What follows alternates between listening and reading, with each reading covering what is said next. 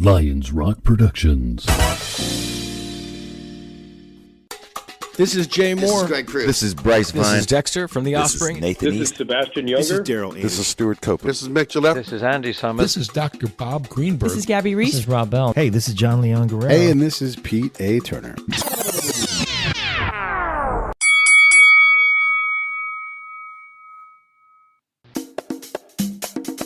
And now, the Break It Down Show with Jon Leon Guerrero and Pete A. Turner. Hey, this is Jon Leon Guerrero, and joining me for an album fight today are our good friends Brian Theis and Mike Lipari, and today we have a doozy for you. Today's album fight is a 9-round battle between a knight and a prince. In the red corner, bringing his blue-eyed soul into country and western, we have Van the Man, Van Morrison, with his 5th studio album from 1971, Tupelo Honey. And his opponent in the purple corner, with the theme of good versus evil, we have Prince and his 10th studio album from 1988, Love Sexy. Let's get ready to ramble. Take it away, judges. And of course, with the typically disturbingly accurate pre-fight analysis, let's hear from Richard Lackie. Richard. Look, I'm not going to lie here. This was a hard fight to handicap this week. Tupelo Honey, for some strange reason, has an almost zero digital footprint on streaming, so a lot of the parameters I rely on weren't available. Also, not going to lie again, I really don't like Van Morrison's music. I'm sure that's a huge surprise, but much like Steely Dan, he loses me at jazz-infused rock, which is kind of like sardine-infused cake frosting to me. Plus, you go into any bar in Memphis, and if you are there for more than, like, one drink, you will, I promise you, hear Brown Eyed Girl. Every freaking bar. I'm sick and fucking tired of Brown Eyed Girl. And then that transfers over to poor Van Morrison, who I also did see live once, and it was fucking terrible. Alright, so how did the numbers work out? Out of 9 parameters, Van Morrison took 5 to Prince's 1, with 3 ties. Both of these albums are relatively forgettable and only 9 tracks, so I think it'll end up being pretty close. Let's go 5 rounds to 4 for Van Morrison. Back to you guys. Hey, thanks, Richard. Gentlemen, thoughts on this fight? Brian? I think, this is going to be an interesting fight. At this point in Prince's career, he can pretty much do no wrong, and I think he gets away with that on this album. So you're saying he did a little bit of wrong? I think he did some wrong on this album. Okay. Van Morrison, he's always been kind of a grower, and I think on Tupelo Honey he's still growing. That's hilarious. Okay. It was his 5th studio album, and there were some changes in his life that had happened at that point, so I think there was a growth that fed his artistic sensibilities. What do you say, Mike? Yeah, didn't he move cross-country right between 4th and 5th album, I think? Yep. That album was a son of a bitch to find, I swear. I couldn't find it digitally anywhere. I had to borrow it from somebody so that I could listen to it. Yeah. So it's hard to find. I don't know why. It's one of his more famous albums. But yeah, I agree. It did have to grow on me a bit. I think Love Sexy did not sell well, but I think that's kind of unfair. It was a bit of a letdown from the last work that Prince did, but if you think about the last few things he did before that, you got Sign of the Times. Some people would say that is his swan song. Yeah. For that, a couple back was Purple Rain. I think between that was... Yeah, it was Purple Rain, and then Parade, and then Around the World in a Day, and then this, right? I think so, yeah. So it's hard to follow something that good with anything. Some things that are in succession that good. Yeah. The other thing is he recorded this album in 7 weeks, and it was sort of as a, well, we're not going to release the Black Album, so you got to throw something together. And this is what he came up with. So from that standpoint, I think I agree with Brian in that I won't say he did wrong as much as he did far less right than he had been doing because he was on crunch time. And this is what we got on crunch time. Let's see how it all plays out. Yes, let's. Round 1 is Wild Night versus I Know. Brian, lead us off. I know, right? Hundalicilia, or whatever that means. I think Prince kicks off this album with a nice funky groove. It's got the horns, with the sax and the trumpet. It's always a bonus for me. It's a nice way to kick into a party album with, the party dialogues, going on throughout and at the end. Doing research for these fights always teaches me something, and here I learned that the music for this track was for a completely different song called The Ball, which was never released and was only performed once. Kind of interested to hear that. Wild Night, Van Morrison, he comes back with some sax and trumpets of his own, plus he's got Ronnie Montrose on guitar. Yeah. But the bass line in the song steals it for me. The boom, boom, boom, boom, just the way it starts out. It's a fun contrast here, as Prince's song is about a house party, but, Van Morrison's getting dressed up and going out on the town. And that bass line gives him the round. He's 10-9 for Van. No kidding. Yeah. All right. Mike, what say you? Wild Night is it's a wonderful song, but I don't think Van Morrison can compete with the funk of Prince and his team that he pulled together for this. It caught me as a bit dated. It's a really catchy song, and it deserves a spot on the rotation in your playlists. But I know it's just simply a better song. It just brims with energy, and Wild Nights also has energy, but a different kind of energy. It really felt like Prince just said, yeah, that's what you're bringing, I'm going to bring more. So for me, it felt like Prince just brought a little bit more to the song than Van Morrison did. So not a blowout by any means, but I give this one to Prince 10-9. Wild Night is my favorite Van Morrison party song.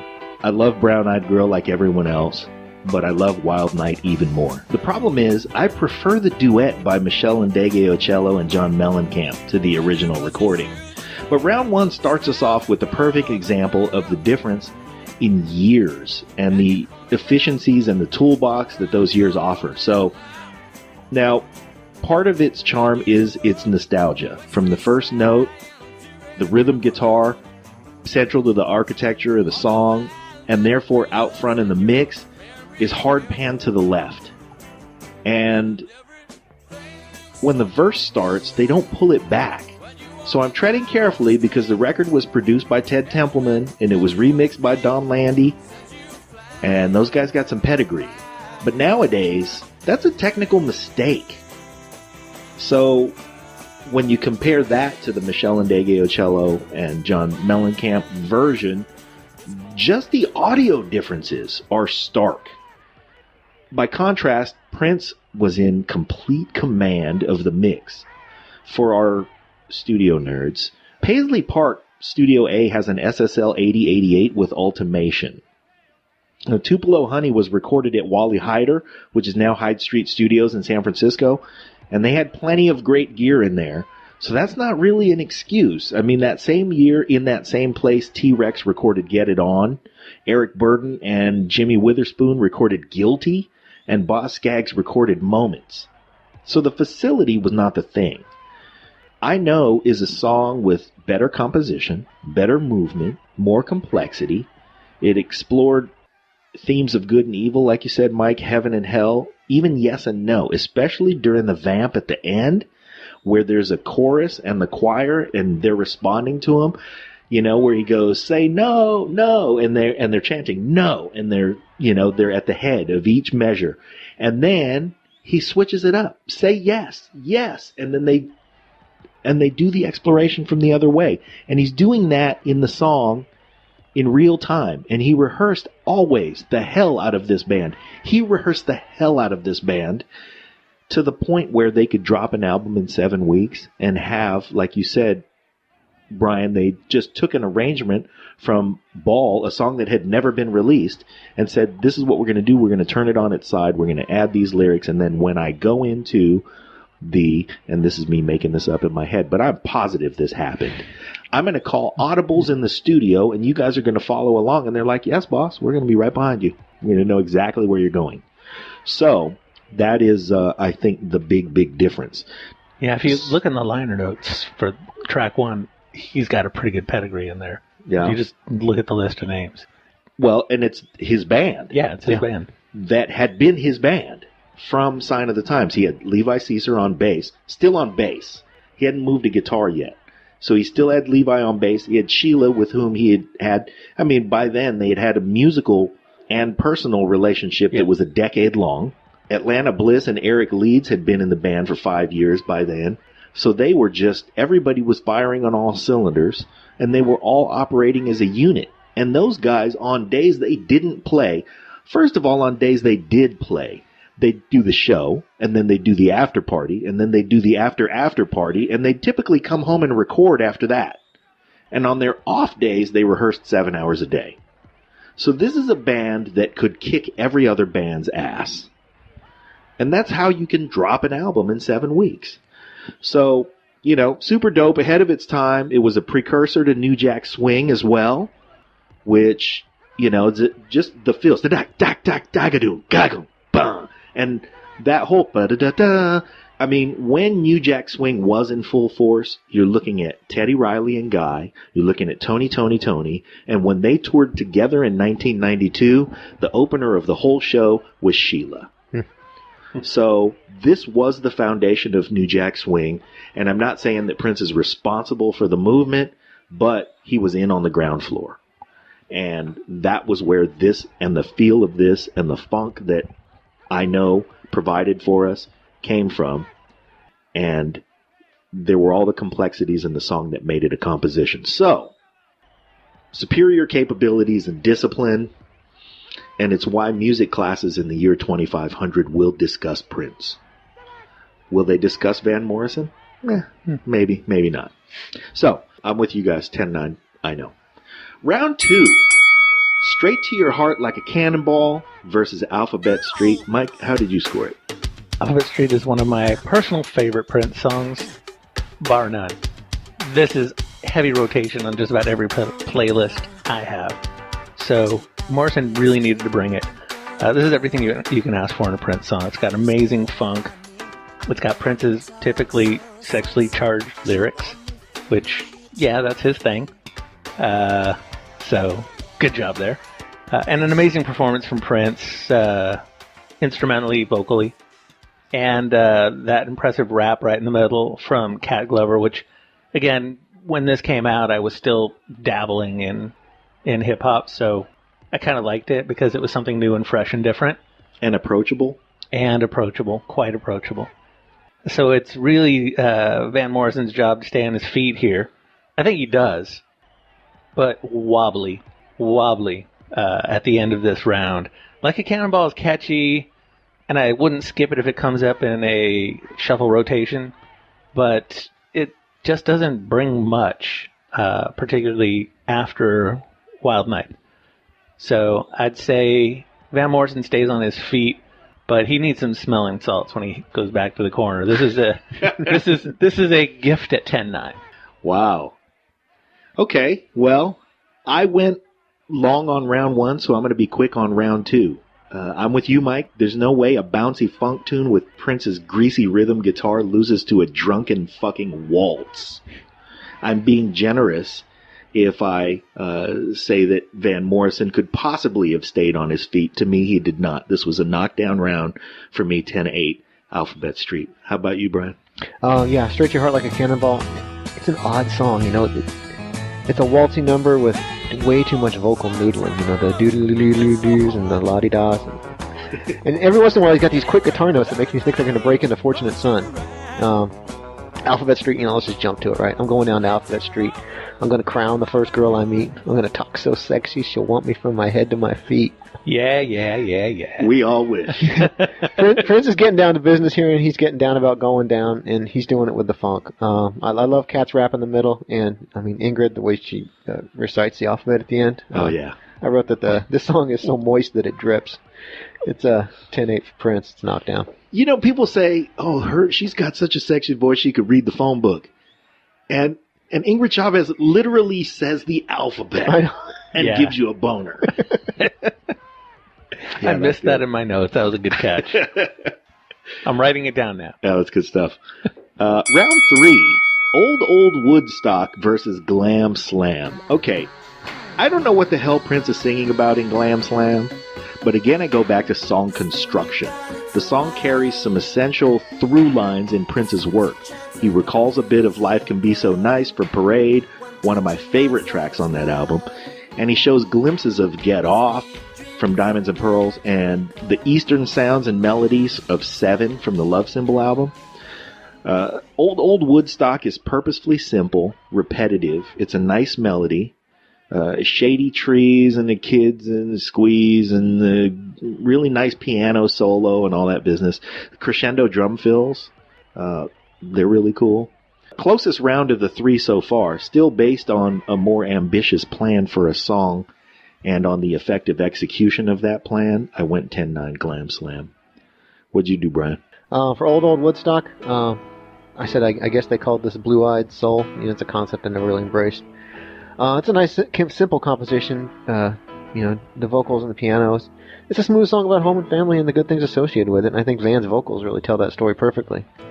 For Glam Slam, thank you, ma'am. You really made my day. I love the guitar work on this song, but something about it just feels like it's not there for me. It's too disjointed to be a passionate sexual song.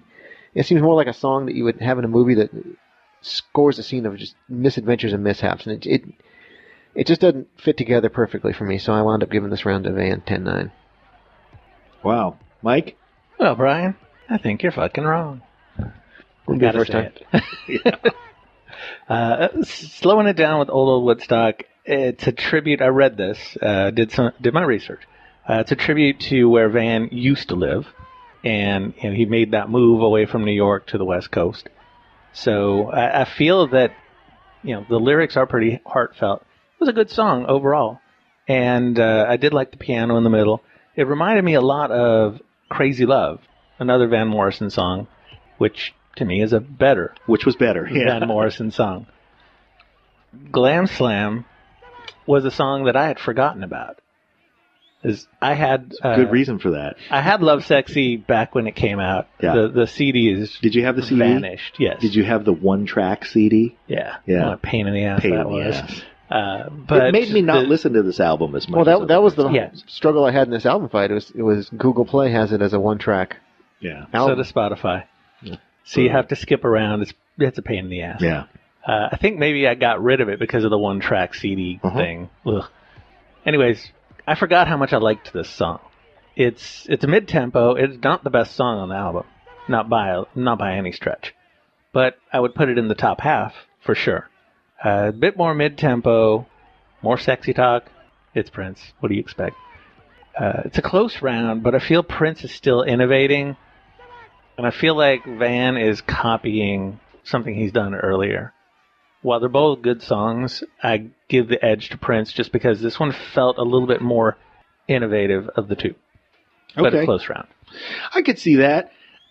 I want to touch on two things. First, the concept of blue-eyed soul, because you said you never really grasped that concept, Brian. Well, I I know think what it's it shitty is. too. You know what soul it music is? is soul music, and saying that somebody's white and they sing soul music makes them blue-eyed soul. It's just it bothers me. Yeah, it's a stupid classification. Yeah, it's like, why are we supposed to know that it's blue-eyed soul so that somebody in the middle of the country can feel safe buying it? If it's not good, it's not good. If it's good, it's soulful, and that makes it soul music. And so that pisses me off too. I don't like it either. I think you hit the reason right on the head, though. It's safe to buy. Yeah, you can buy this. Whatever. Anyway, and then the other thing was that in this song, what I felt, and I think this describes what we both felt, Mike, was that this song is like, Yesterday by the Beatles. They had the concept for the song, they had the feel for the song, but the original title, and it's robbery to even call it the original title. What they fucked with until they could come up with what would really be the song was Ham and Eggs. They knew how it would feel and how it would, where the syllables would fall. So the chorus was ham and eggs, something, something, something, ham and eggs. And they, and I feel like that's what Glam Slam is. It's like, it's a stupid name for a song, and the lyric, you really make my day, should be something else. We'll work it out. It'll be something else by the time we get to the final draft. And they never got to the final draft. Yeah, that it was like, oh shit, we got to release this. That's good enough. Yeah, just drop it. Yeah. Okay. Round 4 is Starting a New Life versus Anastasia. What'd you do, Brian? For Anastasia, in my youth, I probably thought this song was about the Russian princess who, survived the Bolshevik assassination. Mm-hmm. The story they told me in 4th grade. I have a little more perspective now, and I kind of wish I was more familiar with this song. When I was in the hospital, I'd broken my back, and I was sending out an email, and I was talking about the occasional visits from Sister Morphine, which is Stones, very unfaithful. But I kind of would have liked to put Anastasia into that mix. On the song musically, I like the piano. It's almost like a chopsticks. Bling, bling, bling. You're watching your fingers get further and further apart. I got the piano. It drives it with the guitars and the other sounds filling in where it's needed. It's a clean song. It's got a lot of sound on it, though. In the end, it gets a little draggy, but I think the last few notes, the clean sounding, really brings it home. Starting a New Life, it's a cool little folk song about the spring and starting anew. I like the guitar and the harmonica bridge, but it just doesn't have the depth of Anastasia, so I give this one to Prince 10-9. Okay. Mike? So, we agree to disagree. I think it happens a lot in this fight. Yeah. It probably will. Anastasia it's Prince's turn to slow down. First thing I noticed is the vocals started way down in the mix, and they really didn't get up throughout the song, which bothered me because I'm a singer. That's the thing I've done musically. So I tend to focus in on the vocals and lyrics. So what you do is always got to be out front. Yeah. Just like you listen to the drums because you're a drummer. Yeah, but they don't always have to be out front. They don't always have to be out front. Just usually. But they shouldn't get buried behind the music. Right. You want them up enough in the mix where you can hear them. Yeah. And I think they were too deep in the mix where you really couldn't even hear them. Wow. At least initially. They come up, but you can almost not even hear him when the lyrics come in at first. Honestly, there is no such thing as a bad Prince track in my mind. Even his air quote bad songs have something to them. But this feels like just another Prince track, right? Nothing special about it. Going across the ring to Starting a New Life, what struck me about this song is it was short, but I wanted more. I think it was one of the shortest tracks on either album. But I felt like he had it going. I wanted a bit more song, which is pretty rare in an album fight. Usually I'm talking about this long track needed a haircut. In this case, I wanted a little bit more out of the song because I was enjoying it, and the harmonica makes a welcome appearance here, which I was going to ask you, John. Looking across the ring at these two guys, has Prince ever used a harmonica? I don't think so. Ever. I don't think so. I was just thinking about that as I was listening to him. Like, have I ever heard a harmonica in a Prince song? No, I don't think. Nah, but he uses instrumentation like crazy. I mean, he's Sure. used strings, he's used horns, he's used pretty much everything. I can't think of a Prince song with a harmonica in it.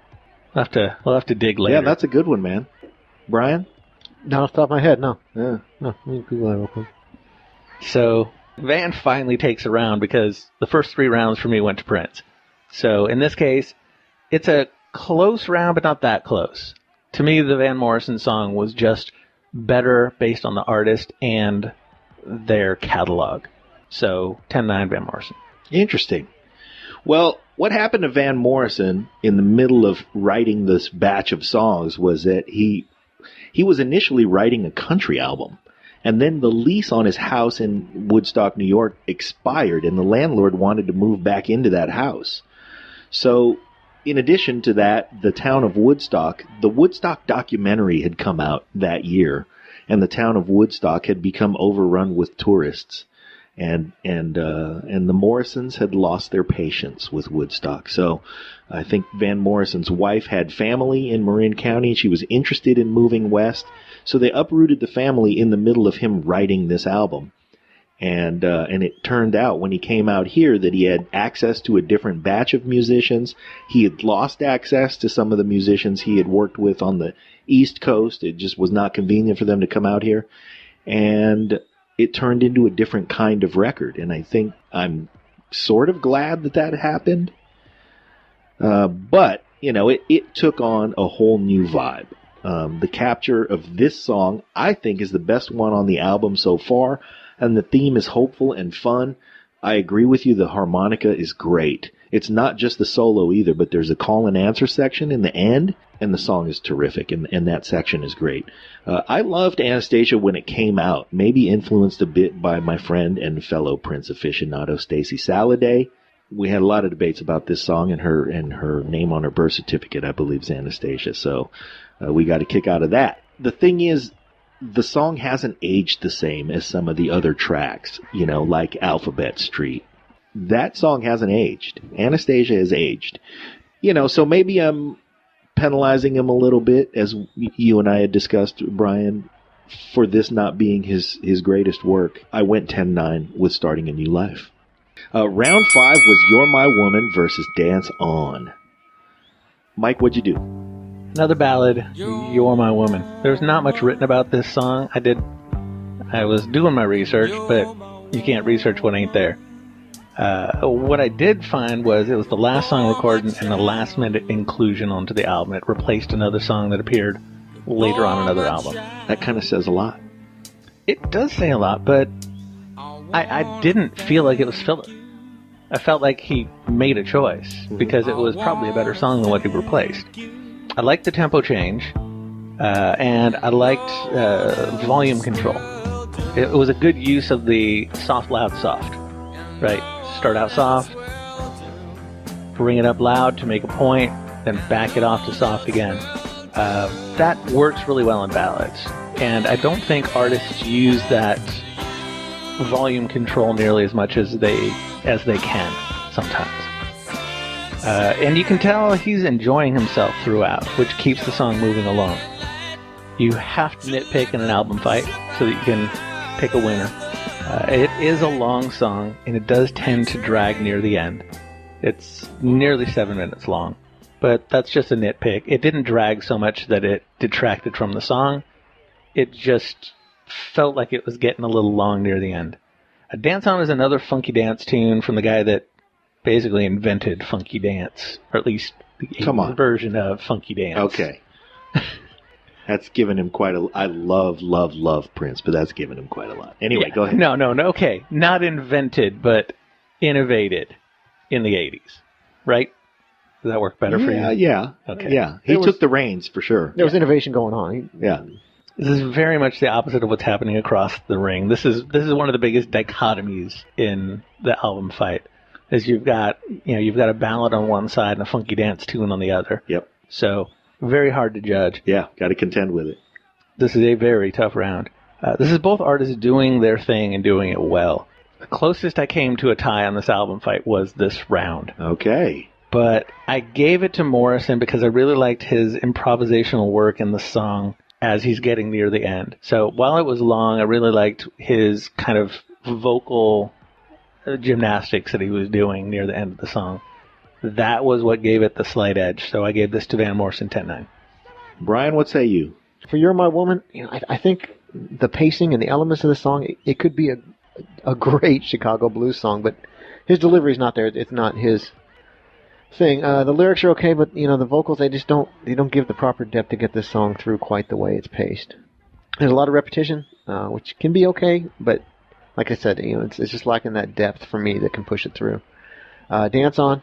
I really like the way the drums dance around the vocals and the other sounds that just pop in and out of the song. It goes all over the place, but it doesn't really fall into that disjointed realm that I talked about before. The line, a bass guitar and spiderwebs longing for the funk, that line slays me. I don't know what he's talking about, but the picture that it paints is just an interesting visual. And I gave this one 10-9 to Prince. Yeah, that's pretty funny. I agree with what you said about Prince and practically disagree with everything you said about Van Morrison. I thought it was, to me, what a tribute, what a proclamation, what a tremendous, raw, honest outpouring of emotion, and a great arrangement of spectacular performances musically. I think it's arguably Van Morrison at his absolute best in terms of being able to emote. And in an album fight, this track to me is a napalm bomb. Dance On is a fun tune. The electric funk, and Sheila E. is bad on this tune. Now, she's one of my favorite drummers. And aside from that, I had a mad crush on her throughout all of my teenage years. So, in fact, I had a poster of her front and center in my bedroom, the teenage boy bedroom, that I bought on the Love Sexy tour. It was a full body shot of her in a half leotard, half bikini, black and white concoction that said Sheila and had an E right on the bullseye. Good God, that woman is fine. And she's aging like a 64 Bordeaux. The song is, it's tasty, funky showcase of her chops, her choices, and her singing voice. And that deserves to be said, and I love it for all of those reasons. And if I haven't articulated this properly, I love, love, love Sheila E. But You're My Woman is a buzzsaw. And a fucking waltz. How about that? I gave this round...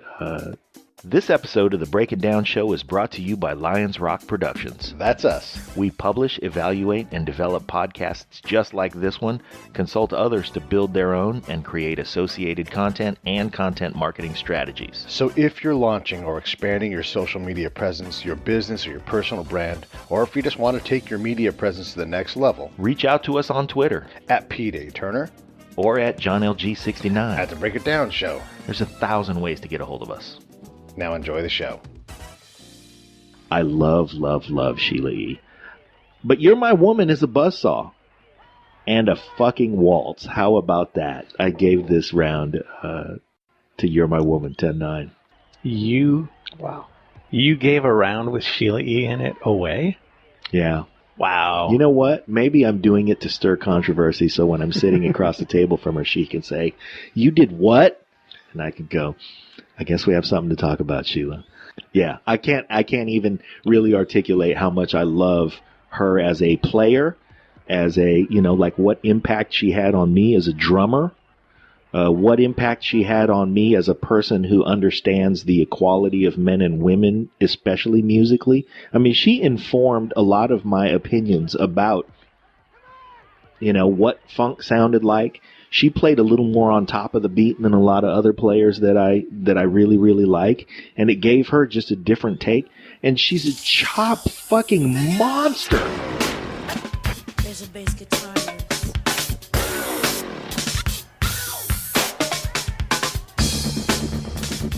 She's a monster on the drums. It's not even enough to say, well, she's as good as it. She's not as good as anything. She is a monster. And, this particular score on this particular round does not reflect how much I love Sheila E. I think she's exceptionally underrated. Yeah, I think you're right. One need only to watch if you ever watch Drum Solo Week on the David Letterman show, they've done it twice, and they feature the best among the best. Neil Peart, Dennis Chambers. I mean, they're just... He would do a week of just, hey, everybody, here's a drum solo, and ladies and gentlemen, here's Sheila E. And if you watch all of them, of course you're going to be impressed by each one. But Sheila E. does hers, and she is just as chop heavy, just as groove heavy, just as impressive and flashy, and she's in a sequin dress and high heels. So take that, Neil Peart. And, I love him too. So... but really, that's, like the old adage about Ginger Rogers doing everything Fred Astaire did, but in heels and backwards. Yeah. It's sort of like Sheila on the drums. She's like, yeah, I'll throw some heels on and I'll wear this crazy bikini concoction that's riding up, unlike you guys ever have felt. So, and I'll still whoop your ass on my solo. So bring it. But, I just felt like You're My Woman was a raw emotional dump that deserved some accolades and, was the one really strong thing that Van Morrison did, because he couldn't compete with Prince in terms of just, raw number of skills. He couldn't compete with Prince in terms of his function as a producer. He couldn't compete with Prince in terms of his ability as an instrumentalist, nor as a vocalist, nor in terms of just the sheer discipline with which he exercised his craft. So what's left? Raw emotion. And this was the track that Van Morrison brought it. Still not a knockdown round. Anyway, Round 6. Tupelo Honey versus Lovesexy. And now that I've gone that long in the tooth, I'm going to just keep going. Tupelo Honey is a good bluesy tune. And Ronnie Montrose, man, whose work on this entire album is great. You mentioned him, Brian. It's just like he just showed up at the studio and just melted into everything. I knew that he was a great player. I didn't realize this kind of range came out of him. You know, Montrose doesn't sound like this. I think what I found out about Ronnie Montrose listening to this album is what most people experience when they find out about Ray Parker Jr. as a guitar player. And they find out, Jesus, this guy is a motherfucker. I thought he was just the dude who wrote Ghostbusters. Okay. And the fact is that he had already retired as a guitar player before he wrote Ghostbusters. And, you know, had a long and storied career that had everything to do with Motown and Stevie Wonder and all that kind of stuff. Here's Ronnie Montrose doing that on this album. I didn't realize he had that depth and breadth, and it was really cool to listen to all the things that he did on this record. Van Morrison's piano is really strong. It's the backbone. The arrangement is dynamic and moving. But Lovesexy wins again on craftsmanship. Prince he gives you something more each time around the verse, each time back to the chorus. The way the backing vocals answer, the increasing thickness of the harmonies, the strut of the walking bass vocal, ripping guitar solos buried in the mix behind the horns and the string stabs and the percussion. I mean, you can go deep and get really, really stoned and listen hard for that guitar solo and realize he's casually way underneath fucking killing. So much technique, and he does it so much himself. So it's just not a fair fight. I gave it 10-9 to Lovesexy. What'd you do, Brian? All right. Lovesexy, I expect a lot from the title track, and in my opinion, this song doesn't really bring it. Wow! I know. It sounds overproduced. I mean, you talk about having the guitar way down in the mix and everything that's going on. To me, it just comes out as overproduced and dated. I know that there was a previous song, Lovesexy, they spelled it with a U. Maybe they lifted too much from that song and tried to add it to this song. I don't know. It doesn't get there for me. And I hold Prince in high regard, and this song doesn't get there. Tupelo Honey, I'm not entirely sure what's going on in this song. I don't know what all the tea in China being sailed around the world and dumped in the ocean has to do with this lady being as sweet as Tupelo Honey. I like honey in my tea, but that's not what's going on here. No. Musically, it's a nice, sweet song. Something to slow dance to with your sweetheart. I love the piano and the guitar. Ronnie Montrose on the guitar, obviously. And the nice, alto sax solo. And I gave this round to Van Morrison in the battle of the title tracks, 10-9. Wow. Now, were you at all familiar with Ronnie Montrose as a player? Yes. Okay. So I'm alone on that one. Mike? Not so much? Not so much. Bit? Okay. Well, I've heard of him, but I'm not as familiar with his work as you are. Yeah. Well, and I'm not terribly familiar with his work, clearly, because I didn't know about this. And I knew about his work in Montrose, and, it was a little heavier. It's a little more, and it doesn't have it doesn't do all of the things that this does. It seems like, it's like finding out about Glenn Campbell. Like, you realize, holy shit, Glenn Campbell played on all those albums. Yeah. So, he's not just a lineman for the county. How did you score this round, Mike? How did I score this round? Well, Brian and I have been at odds for the last few rounds, and this time, Brian, I think you're fucking right. All right. So, Jesus. The battle of the title tracks. Lovesexy, to me, isn't exploring anything new. Okay? Not that it's not a good song. Yeah. I mean, Prince is bringing it, but he always brings it. Right. He's a perfectionist.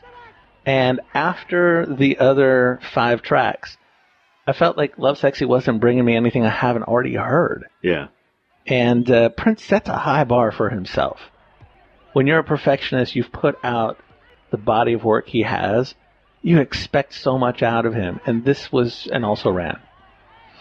And I felt Tupelo Honey was there was something in the song that was bringing it, and again, Van Morrison doing what he does better than Prince doing what he does. I don't have a ton of notes on this. Is that so? You're grading on a curve. I always grade on a curve. Yeah. If I'm familiar with the body of work from the artist in the album fight, I'm going to listen to their stuff pre, and I'm going to listen to their stuff post. Okay. And I look at what they're doing on this album versus what they do in their career. Mm-hmm. And if they're not bringing it, then they're going to lose points. Yeah. Okay. And if they're bringing something new to the mix, whether it's against the rest of the album or against their body of work, then I'm going to give them extra. Okay. I'm not being critical of that approach. I mean, that's the thing is, if I had to pick a single favorite artist in my lifetime, it's Prince. So, to bring him into an album fight, I have to put him on a curve. And I have to put him into, relative to the things that he has done, where is this? Yeah. So, I agree with both of you in terms of that. It's funny that you guys are aligning on the battle of the title tracks. Yeah. So, for me, it's U2. U2 is my favorite artist. Yep. But Prince is probably in my top 10, at least in my top 20. Sure. And, again, I'm very familiar with his entire body of work. And this song is just middle of the pack. Yeah. So for me, this is Van Morrison 10-9. Okay. Well, round 7. I Want to Rue You versus When Two Are in Love. Brian? All right. I Want to Rue You. The song, it seems out of sync to me. You know, it's like you're looking at a cartoon runner, and the top half of his body is moving at a different speed than the bottom half, and he's trying to catch up. And it's just hard for me to listen to this song and enjoy it because I struggle to hear a good rhythm on it. That is weird. That is a weird visual and a strange way to explain what's happening in this song. It's I see what I see. Yeah, it actually works. No, I know. I'm so like I'm feeling how you're putting it down, but I'm like, huh? Say what now? And I should point out, this is what we like to call the Burford round, right? The round where either the album or our ears are starting to get tired. So maybe the legs underneath, they're starting to get tired. Yeah. Yeah, okay, yeah, there you go. That is in my notes.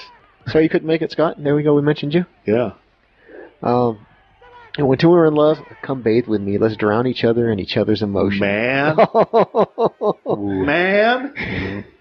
Yeah, I read that this was the... Hold on, let me back up, because before that, let's drown each other in each other's emotion, is the lead up to that is drop, drop, drip, drop, water, water, water, come bathe with me. And these are the things that he does. Like, let's put some color right before we lead into that. And so, I mean, when we talk about the things that Prince does so well and the layers that he puts on, that's where I'm coming from. So please, continue. Sure. I read somewhere that this was a song that forced Prince to scrap the Black Album and all the anger that he had in it to move to something with some more tender funkiness. And this song has that tenderness. Prince, it was this. Yeah. Wow. That's what I read.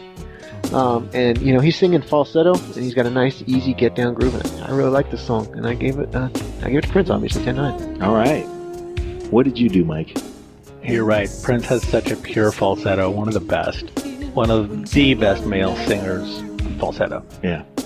He doesn't do it a lot in this album, but that really does make a difference in this song. And when he does ballads and goes into that, it adds something more. Oh, that's where he kills everybody. Yeah. I mean, it's like just when you thought you could sing, hold on, let me just drop this falsetto ballad on the ladies.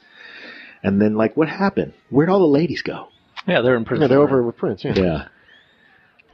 So have fun with that, man. Yep. I Want to Rue You was the first track I heard after finally tracking down this album. And my first thought when I was listening to it was, gee, I hope the album gets better. I swear, that was the first thought that came into my head, and I wrote it down. Man. It does. The album does get better. Yeah. But this might be the low point on this album. It may very well be. It's not horrible, but it's not special. It's just kind of a folksy Van Morrison throwaway. It really does feel like filler. When Two Are in Love doesn't feel like filler. It's a good solid Prince ballad. Mm-hmm. I would put it up against not everything that he's done, but I would put it up against a lot of his other ballads as good. Probably better than some. Mm-hmm. So while I'm feeling the round 7 fatigue here, I don't think When Two Are in Love is as much a victim of round 7 as I Want to Rue You, which I had to look it up. It's just Scottish for I Want to Woo You.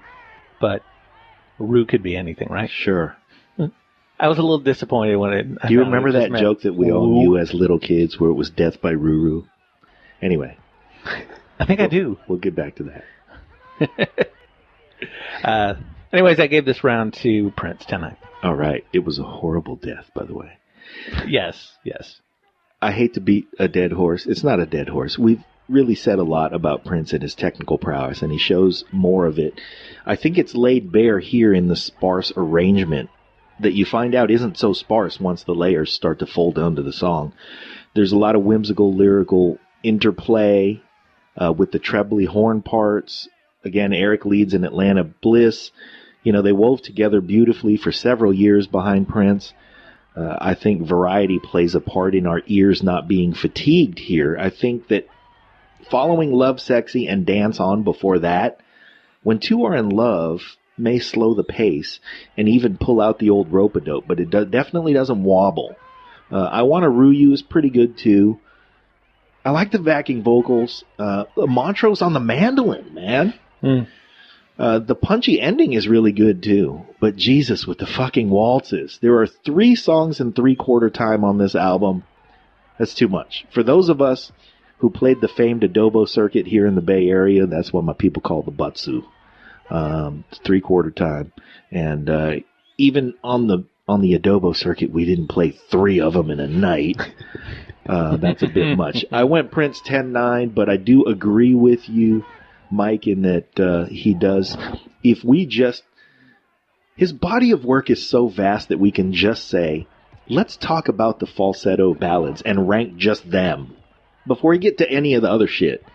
And this is great. I think that Do Me Baby was probably the one that solidified his position as a falsetto balladeer. And I think When Two Are in Love is, because his technical chops had grown so much, it's right there. I put it behind Adore, but Adore might be my favorite one. So, yeah, this is a good song. Just 10-9? I don't know. Maybe it should have been a knockdown round for me, but we'll leave it be.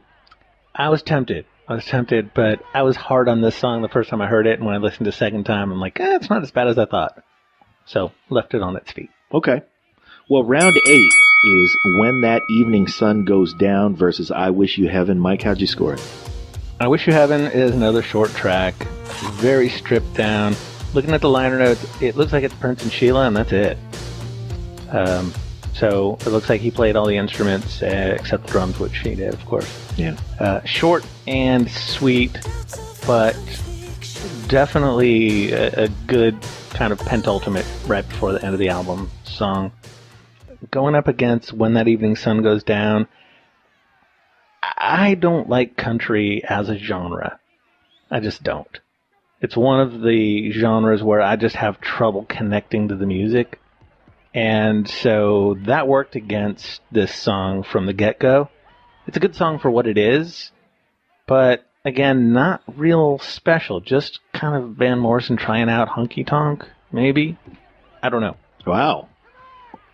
I wasn't impressed enough to give Evening Sun a win. The Prince song is, in my opinion, just a better song all around. So 10-9. Okay. Brian? I Wish You Heaven. I read eventually the song gets released in 3 parts. I don't know all 3 parts, but we only get part 1 here. Sheila E's, she's taking the forefront on this song, and Prince, he weaves his vocals and every damn thing else he does around. It's a short song. It's a sweet song. I love the way it starts out. Doubts of our conviction follow where we go. And when the world's compassion ceases, still I know. I love that line. Anyway, When the Evening Sun Goes Down, it's a fun song for me. I love the honky-tonk sounding piano. It's driving the vocals, and the vocals are unmistakably Van Morrison. It's another song that he sings to his lady at the end of the day. I think he's got like 5 of those on his album. He wants to be with her, and he wants them to both take care of each other. I think this song is just more fun for me than I Wish You Heaven, so I gave it around 10-9 Van Morrison. Yeah, you and I have been going back and forth on this fight. I think it's the first one we agree on. Yeah. I also really like the honky tonk, the ragtime feel of Evening Sun. I like the way Van Morrison uses the ingredients of that recipe. Like you said, it's clearly his vocal. It's his kind of rhyme scheme. Those are his lyrics. And especially dropping everyone out at once and giving the vocal or the piano a little 2-count fill to come back in. That's catchy and that's fun and chicks dig it and so do I. I think Prince staved off the Burford round, but only for one round. So he's suffering his round 7 curse here in round 8. And I Wish You Heaven's not one of my favorite Prince songs. And even among his songs that are like this one, so again, he's got such a vast body of work that we can categorize this type of song, which I would put it in as the songs where there's kind of a chord thickness throughout and the song drones along beneath to push the lyrics forward. It's not even one of my favorites there. I think maybe the best in this class, I would say, goes to Mountains off of Parade. And When That Evening Sun Goes Down has an amazing pedal steel performance by John McPhee of the Doobie Brothers. So it wins the round on my card, and it's a good thing Van Morrison moved to the Bay Area for just this pedal steel experience, and really for the rest of what this album departed as, from what it was originally intended to be. Round 9. The final round is Moonshine Whiskey versus Positivity. There are very few artists who throw out the last round like Prince. Very few who can close it up like he does. Consider this. Among his 39 studio albums, here are some of the epic endings. Dirty Mind ended with Party Up. 1999 ended with International Lover. Sign of the Times ended with Adore. Parade ended with Sometimes It Snows in April. Epic endings. The Love Symbol album ended with The Sacrifice of Victor. Emancipation ended with Friend, Lover, Sister, Mother, Wife, and of course, Purple Rain. This one, not so much. Pretty good, nice build-up, love and honesty, peace and harmony on top of that marching cadence, which, of course, I'm going to dig. But then the soft landing, it kind of petered out for me. Compared to Moonshine Whiskey, where I wanted to start chanting for an encore, or take my woman out of the venue so we could hurry up and bone in the car while we wait out the traffic getting out of the pavilion. We've all been there, right? So I'm going with Van Morrison's finish, and I tip my hat to him for getting my lady all worked up for me. And I think it was a fitting end to an album that was pretty good, and he came strong, and I applaud Van Morrison for that. So I gave Moonshine Whiskey 10-9 over Positivity. What did you do, Brian? Okay, well, we're going to disagree again on this round. Positivity, Prince, he hits us with a bunch of sounds on this one, and he changes tempos in the verse with good effect. He goes from slow and melodic to a quick, just hard rap pace, still keeping that funky groove. This song, I really feel the guitar, and I wish it was up front more instead of just piles on other sounds on top of it. I do think it goes on too long, and I could do without the sloshing water sounds at the end. Yep. But it still maintains that nice funky groove throughout. Moonshine Whiskey, it's another song. It doesn't follow a straight line. It goes from southern rock to a waltz back and forth multiple times, and then it ends in just this barn dance frenzy. There's some standout moments. The pedal steel, we just mentioned on the last one. And the saxophone pop out, but to me the song collapses under its own weight. There's just too much going on. I think it's just too long and unwieldy. And, ouch. So in the end, I think there was just too much going on. And I gave it to Prince 10-9. I think he does that better than Van Morrison. Bring it home for us, Mike LePerry.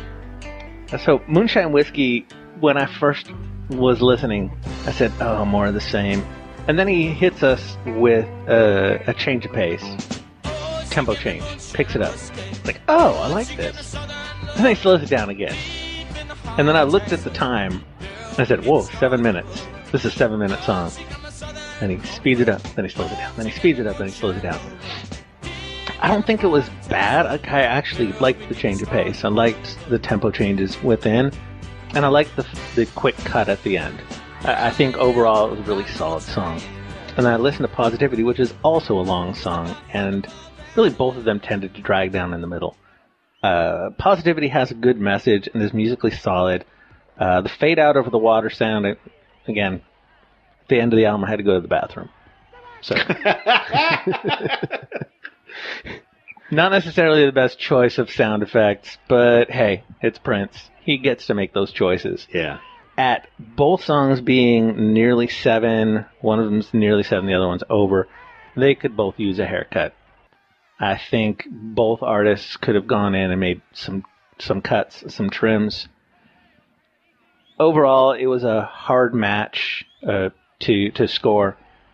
I think Prince stayed on point a little bit more than Morrison did. I think Morrison strayed as the track went on.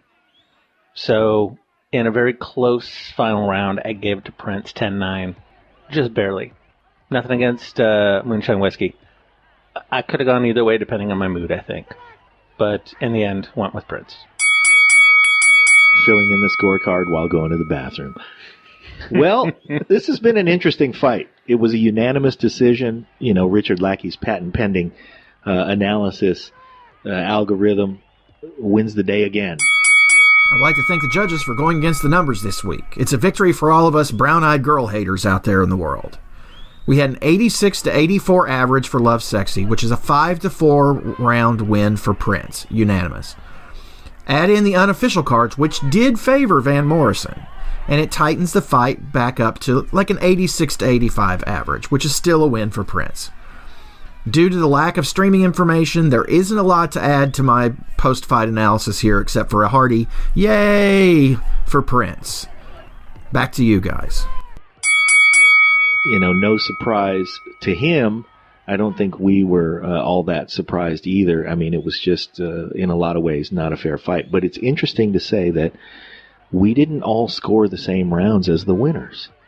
So that, to me, speaks to the amount of variety that Prince could deliver, and just the fact that our tastes varied on some of these songs. The three of us all graded him sort of on a curve anyway. So to have handicapped Van Morrison is not, I would say, a cut on Van Morrison and his impact on a generation of music. That, I mean, he made some good music. He's still alive. Yes, we should say he continues to make some good music. Yeah. So, you know, I wish him the best. He's one of those types of artists who has had demons to fight off and has done, I would say, at least a fair job at it because he's still alive. So, good on him. And, of course, we have to drop the disclaimer, which is, take it away, Mike. That we love these albums. Album fights exist for one reason, to expose these albums to listeners. They only make it in the ring because we love the artists, we love the albums. Go out, give them a spin, give them a purchase, give them a listen. Yeah, open your ears. For sure. However, the 10th studio album by Prince versus the 5th studio album by Van Morrison, and the technology difference in the years that had spanned between, that was tough. But a fun fight, and always fun to get opinions from you guys, and always fun to see where they differ and where they align. So thank you, gentlemen. Thank you. Thank you. Yeah, and thank you, Van Morrison, and thank you, Prince.